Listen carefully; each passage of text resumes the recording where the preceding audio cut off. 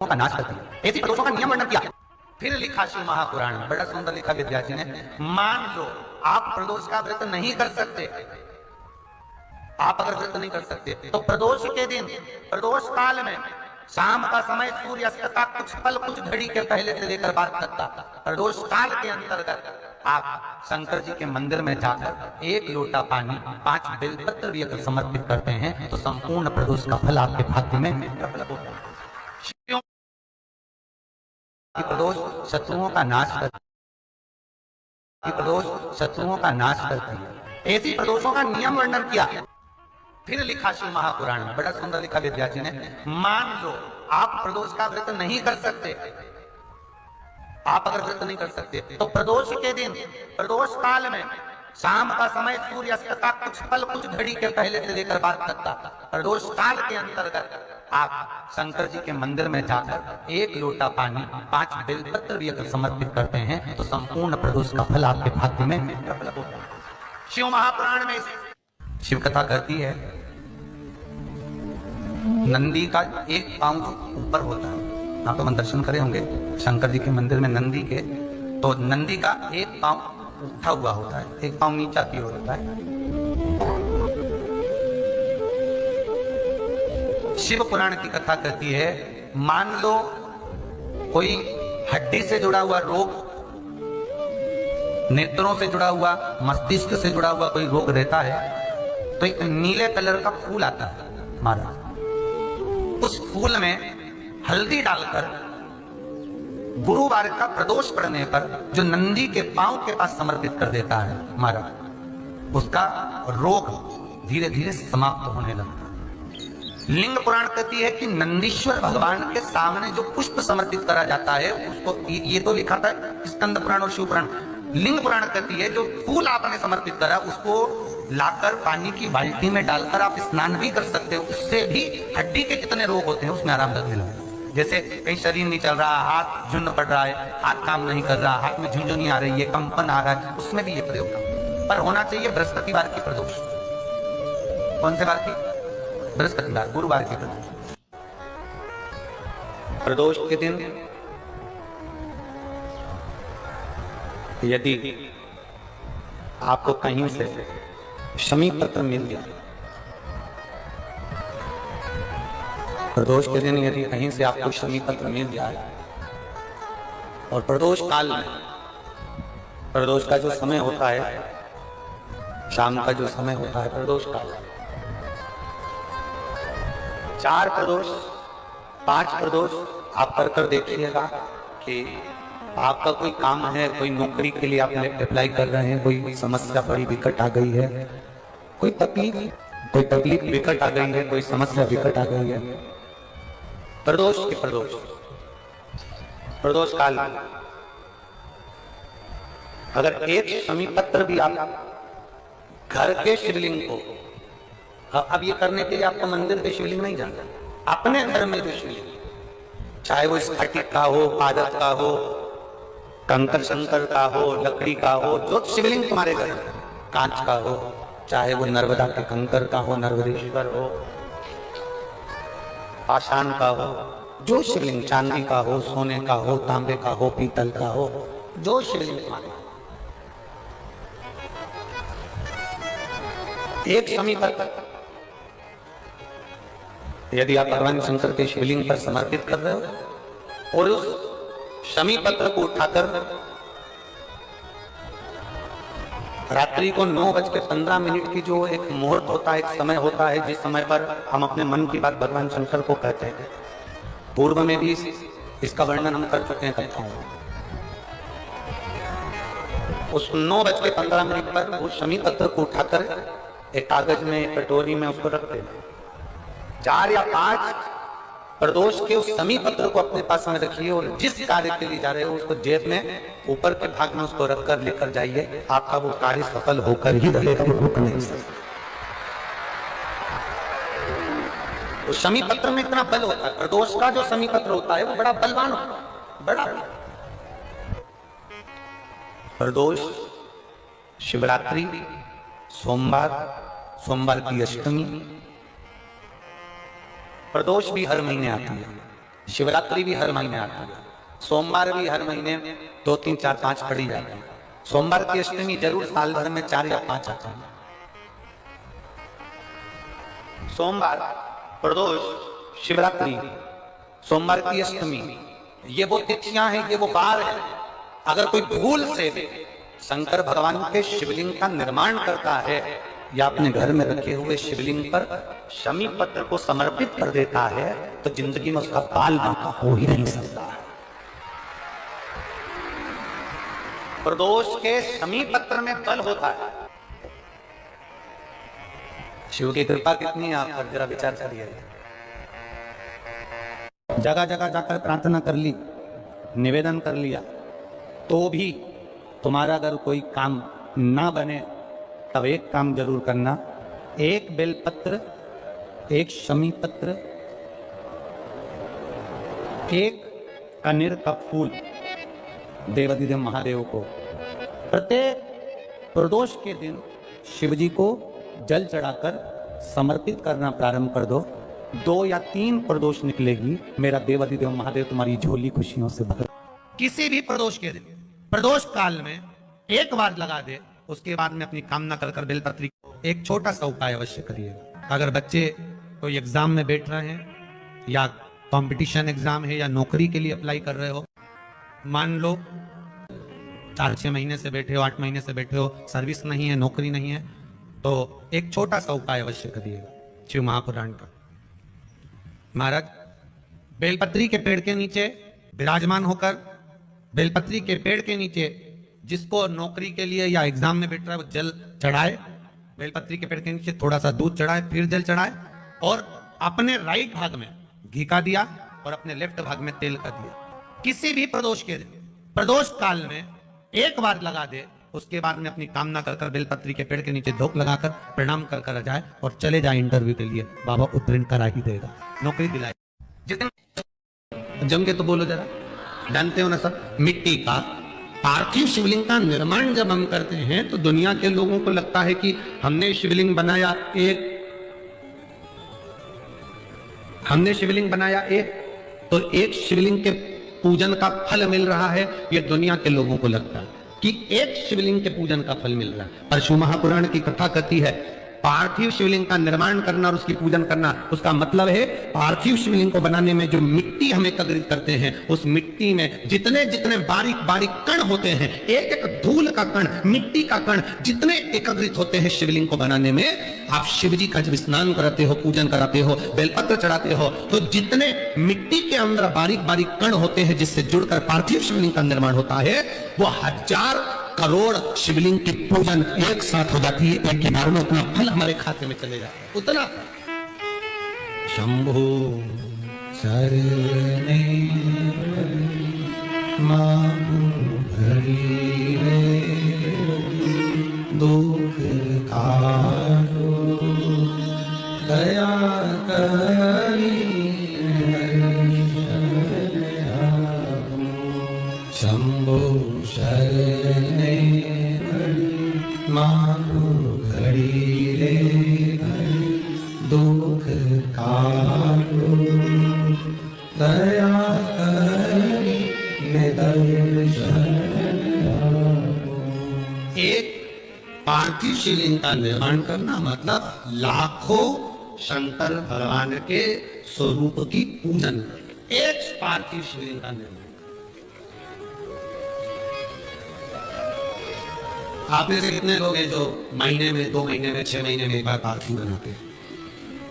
उठाओ जरा हाथ। एक आध बार पार्थिव बनाते हो? कुछ मत करो, आज अमरावती की इस पवित्र धारा से एक संकल्प ले लो कि महीने में जो हर महीने शिवरात्रि आती है, मैं महीने की हर महीने जो शिवरात्रि आती है उस शिवरात्रि पर अपने गमले में, घर में जो मिट्टी हो, गमले में मिट्टी हो, पेड़ पौधे की जो मिट्टी हो, अपने गमले की ही मिट्टी को वहीं पर ऊपर उठाकर उसी गमले के अंदर शिवलिंग बनाकर वहीं पर पूजन कर वहीं पर उसका विसर्जन कर दूंगी। उसका भी जो पुण्य है उतना ही मिलेगा जितना पार्थिव शिवलिंग के पूजन। कोई नियम बना लो कि 1 महीने में एक बार मुझे पार्थिव बनाना, कोई नियम बना लो मैं 3 महीने में एक बार पार्टी मनाऊं, कोई नियम बनाओ कि मैं 6 महीने में एक बार पार्टी मनाऊं, कोई नियम बना लो कि मैं साल भर में एक बार जो सावन के महीने में शिवरात्रि आती है, जैसा आप लोग सब ऑनलाइन बनाते ही हो पार्टी बनाने। एक संकल्प अपने लिए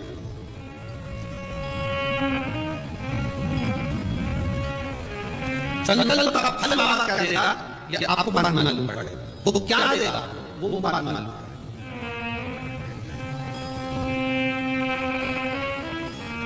और तेरी कृपा बिना न मिले एक भी लेते हैं श्वास, तेरी कृपा से तनो तनो हे गंगाधर मुक्तिदार ओंकार तू, बोले ओंकार तू, आनु शक्ति हर शंभो प्रयास करना। जब जब जिस जिस महीने में जो जो प्रदोष पड़े तो पढ़ा करे, जब प्रदोष पड़े बन सके 1 बेलपत्र, बन सके 5 बेलपत्र, शमी पत्र, हरे मूंग, हरा मूंग, बेलपत्र, एक कलश के अंदर थोड़ा सा पानी लेकर 1 बेलपत्र, हरा मूंग, शमी पत्र डालकर और उसमें थोड़ा सा गुड़ डालकर भगवान शिव का स्मरण कर प्रदोष काल में, मान लो कोई काम आपका बहुत जरूरी है, बहुत दिनों से आप थक गए हैं, नहीं हो रहा, कर्जा बढ़ रहा है, धन नहीं आ रहा, व्यापार नहीं चढ़ रहा, या कोई समस्या बहुत प्रबल है, कोई एग्जाम में बैठ रहे हो नहीं हो रहा, परीक्षा भी दे दी है, रिजल्ट आने ही वाला है, तो भी प्रदोष काल में, प्रदोष के समय वो जल, मूंग, शमी पत्र और बेलपत्र और गुड़ का शंकर के शिवलिंग को समर्पित करना प्रारंभ कर दो।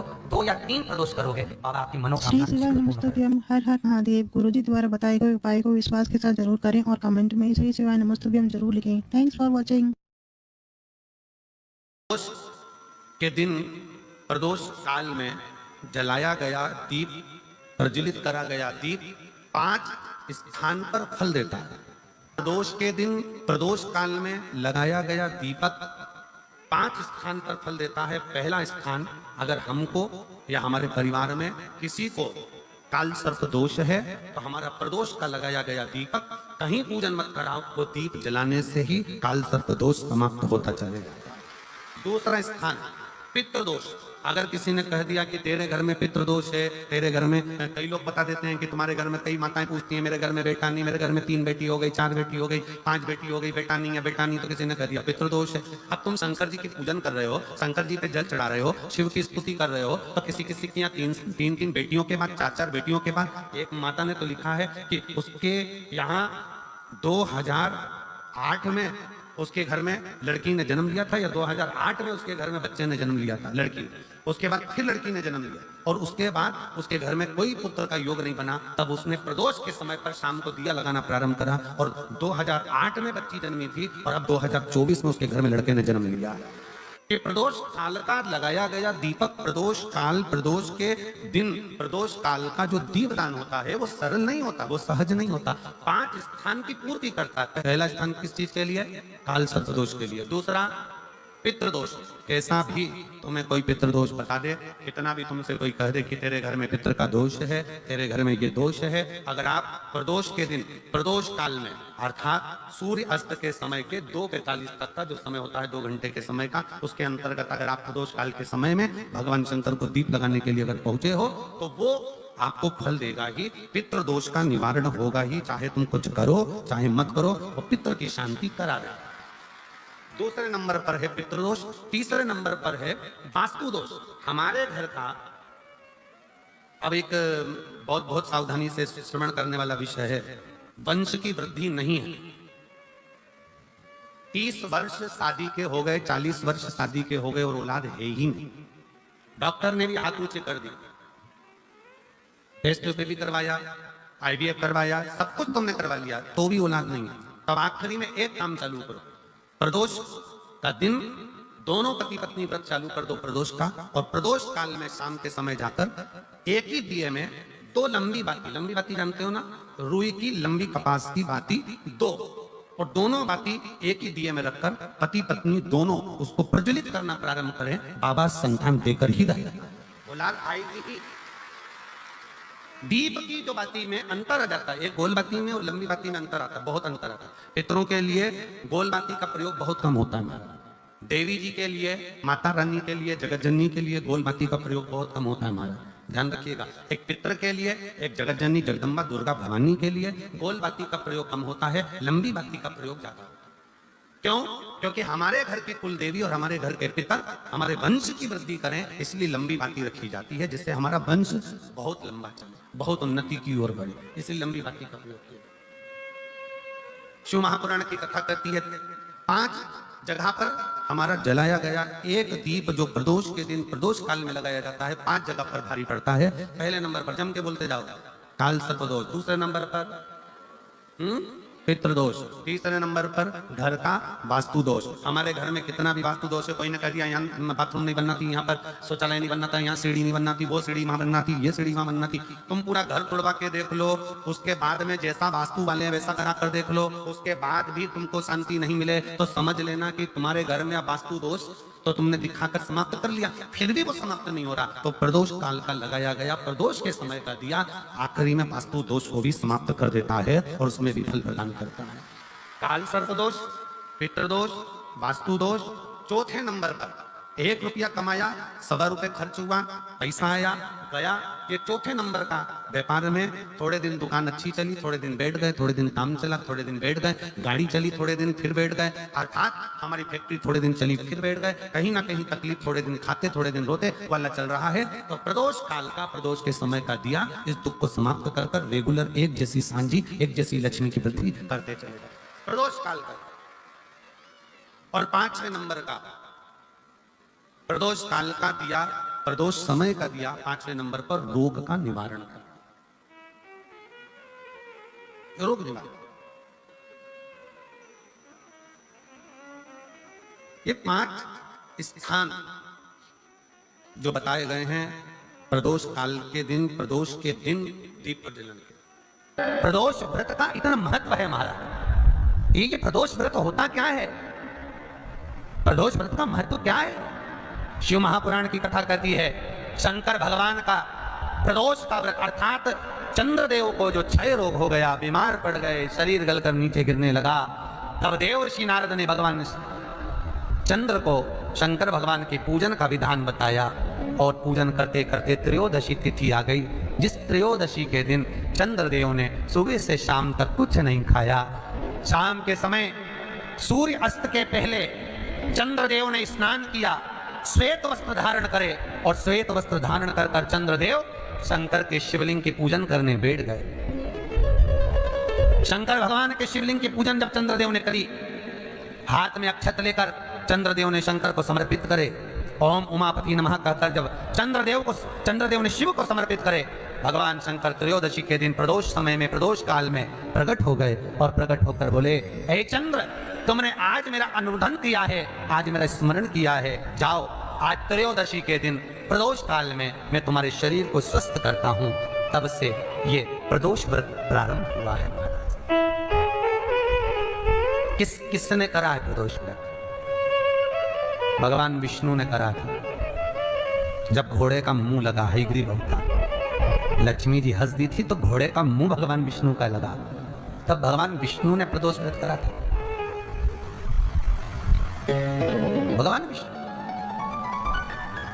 प्रदोष व्रत 11, 26 अवश्य करना चाहिए, या तो 11 करो या 26 करो, करना चाहिए। प्रदोष कोई साधारण सा व्रत नहीं है,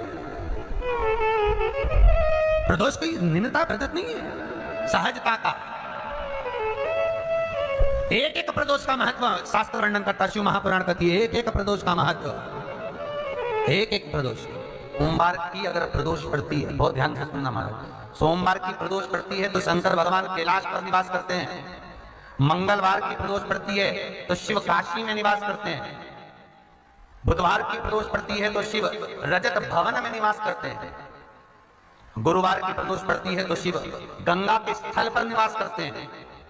शुक्रवार की अगर प्रदोष पड़ती है तो शिव नीलकंठ पर विराजमान होते हैं। शनिवार की अगर प्रदोष पड़ती है तो शिव शमी के वृक्ष के नीचे रहते हैं। और रविवार की जब प्रदोष पड़ती है तो शिव बेलपत्र के पेड़ के नीचे निवास करते हैं। महाराज ये एकादशी शंकर से कह रही है कि आपका स्थान ये नहीं कि आप कैलाश पर मिले, उस बार को, उस तिथि के दिन, उस अनुकूल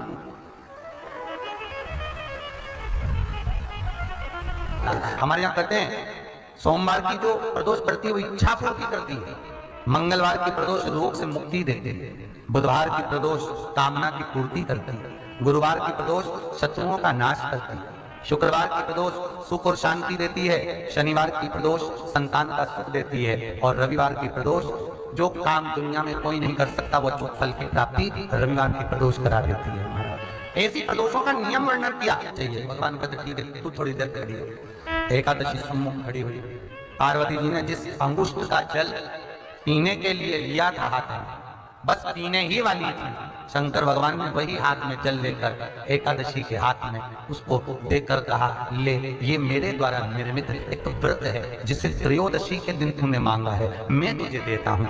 आज इस व्रत का फल मैं तुझे प्रदान करता हूँ। अब तू जिस जीवात्मा को लेकर जाएगी उसका पाप प्रबल नहीं होगा। किसी स्त्री पुरुष बालक बुजुर्ग जो भी होगा जिसने प्रदोष का व्रत करा होगा वो जीवात्मा को तू किसी फल की कामना से नहीं स्वतः ही लेकर चली जाए, उसमें कोई कामना नहीं है। बन सके जीवन में 11 प्रदोष या 26 प्रदोष करने के बाद आप उसका उद्यापन कर विराम भी दे सकते। और जीवन में एक बार प्रदोष का व्रत मौका मिले, जिस कामना से जिस दिन का भाव आपके मन में आए कि मुझे रोग से मुक्ति पाना है तो ये प्रदोष मुझे करना है भाई, और रोग मुक्ति के लिए हम जो भी आपके मन में आ रहा है, संतान प्राप्ति के लिए शनि चरी प्रदोष,